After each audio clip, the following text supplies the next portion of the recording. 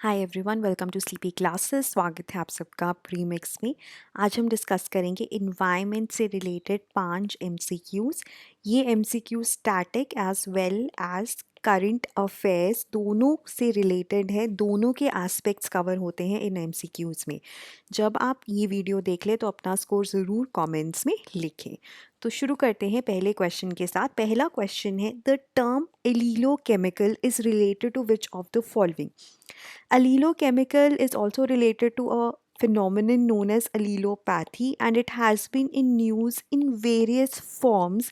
In fact, UPSC mains में भी इसके ऊपर क्वेश्चन आया था 2-3 साल पहले JS3 में, राइट। सो इसमें आपको बताना है किससे रिलेटेड है। इन्वेसिव वीड है, secondary metabolite, chromosomes both A and B.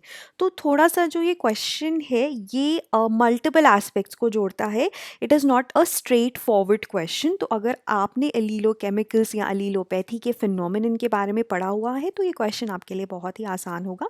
लेकिन अगेन आई वुड से जहाँ पे भी मल्टीपल ऑप्शंस होती हैं, ठीक है, जैसे बोथ ए एंड बी या 1, 2 एंड 3, जहाँ पे भी मल्टीपल ऑप्शंस का स्कोप होता है वहाँ पे हमेशा हमें मल्टीपल ऑप्शंस को एक्सप्लोर करना चाहिए। We should pause, we should stop and we should look at multiple options and कोशिश करनी चाहिए रिलेट करने की, राइट। सो इसका जो करेक्ट आंसर है वो बोथ ए एंड बी है। अलीलोकेमिकल्स क्या होते हैं? अलीलोकेमिकल्स आर केमिकल्स, जैसे कि नाम ही सजेस्ट कर रहा है। They are secreted by both plants and animals. और ये सेकेंडरी मेटाबोलाइट्स होते हैं।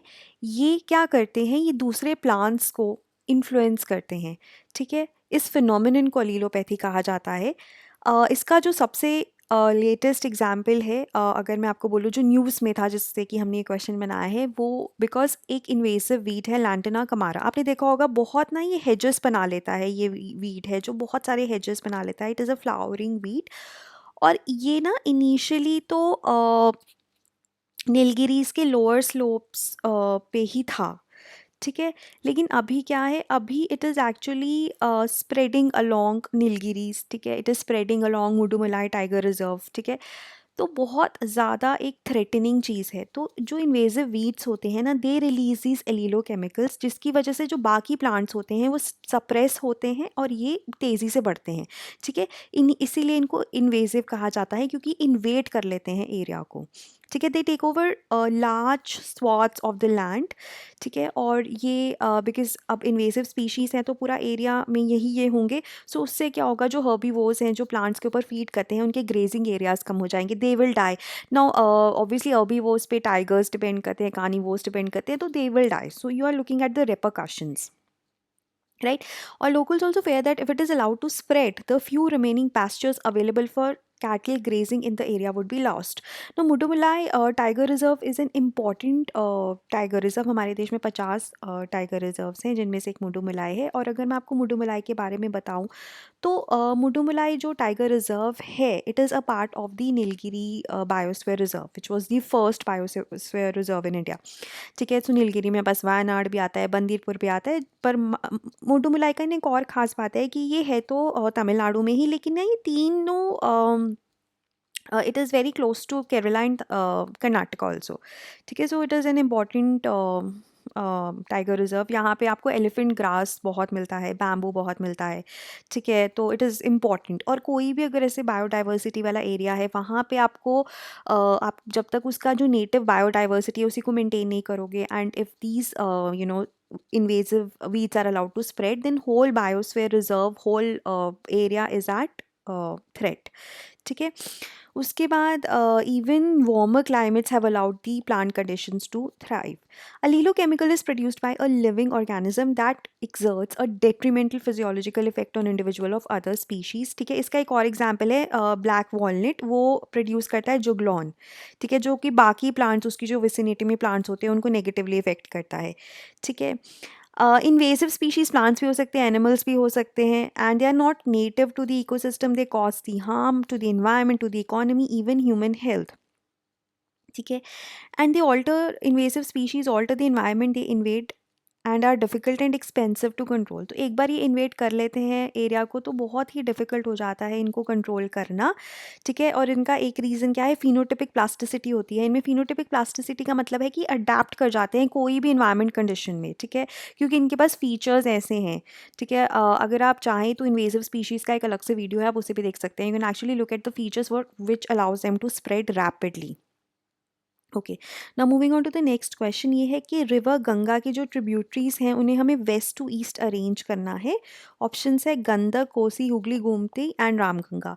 जो ये क्वेश्चन है ना कि रिवर्स की ट्रिब्यूटरीज को या रिवर्स को नॉर्थ से साउथ अरेंज करो, साउथ से नॉर्थ करो, east to west, west to east, all of that, this are very very important question, ठीक है। ये आपको पैन इंडिया लेवल पे आ सकता है, एक स्टेट के लेवल पे आ सकता है।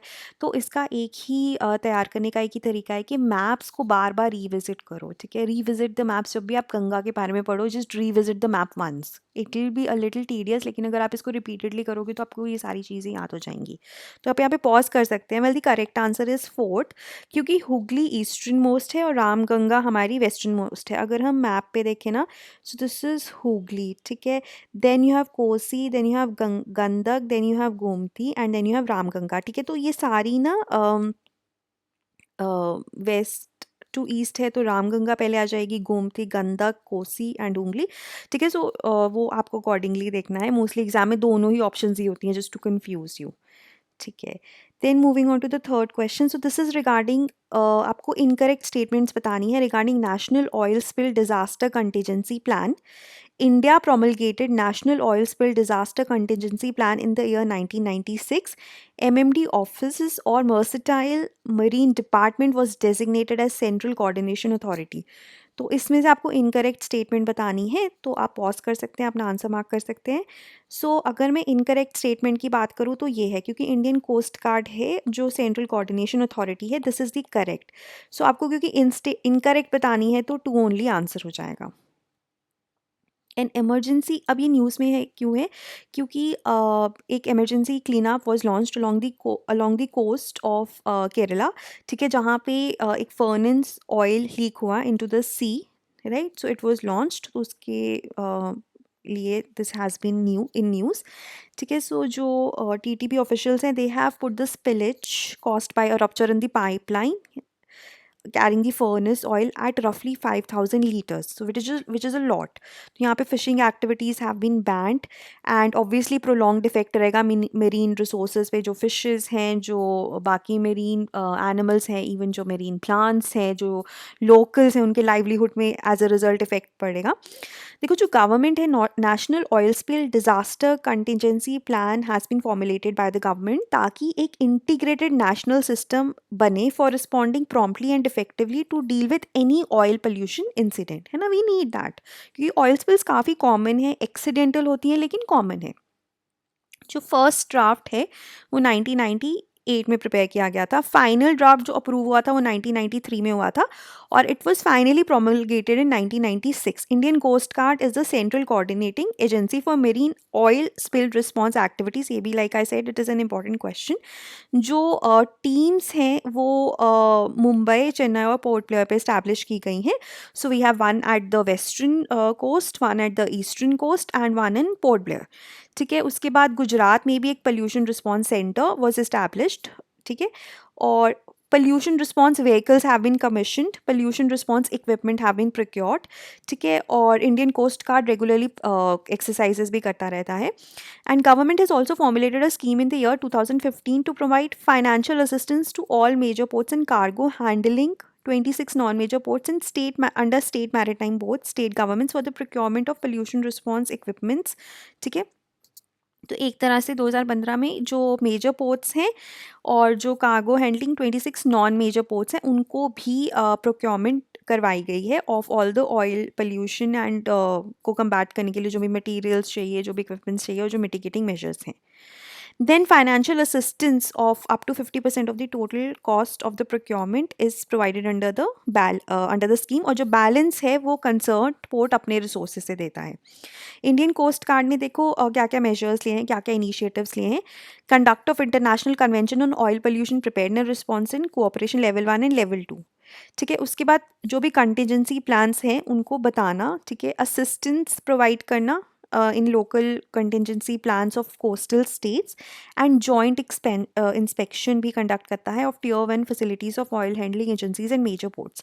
So the important part is that Indian Coast Guard is taking every measure to help the major ports, the minor ports, the coastal states, everyone.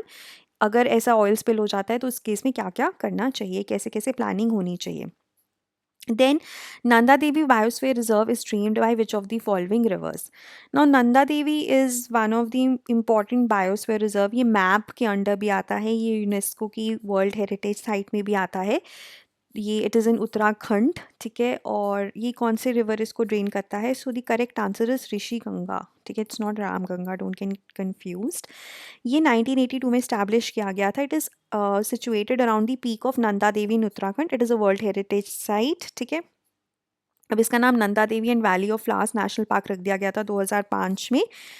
And it is surrounded by a ring of peaks and drain by Rishi Ganga.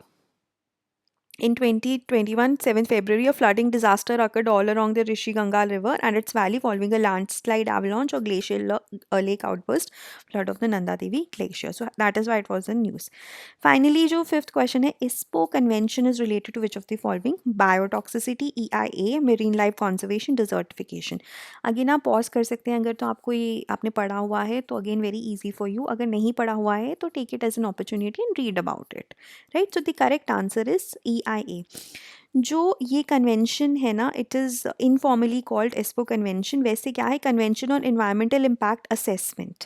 It is a United Nations economic commission for Europe convention which was signed in Espoo in Finland in 1991 and entered into force in 1997.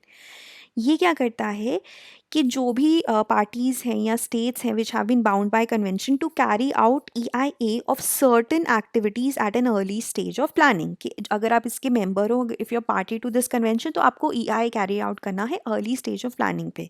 It also lays down the general obligation of states to notify and consult each other, ठीक है. एक दूसरे से consult करना है on major projects, ठीक है, on under consideration that are likely to have a significant adverse environmental impact across boundaries. के कुछ ऐसे भी प्रोजेक्ट्स हो सकते हैं कि जो जिनका इम्पैक्ट, जो इन्वायरमेंटल इम्पैक्ट है वो आपके देश से रिस्ट्रिक्टेड नहीं है, वो बाकियों को भी इफेक्ट करेगा. तो उस केस में एक ऑब्लिगेशन है आपकी कि आपको दूसरों से भी इसको डिस्कस करना है. As of April 2014, it had been ratified by 44 states and EU. Right, so this is regarding your 5 questions. आप प्लीज़ अपना स्कोर ज़रूर कमेंट्स में लिख दीजिए और कोई डाउट है तो उसे भी कमेंट्स में ज़रूर लिख दीजिए. मिलते हैं जल्दी ही नेक्स्ट वीडियो में. Thank you so much.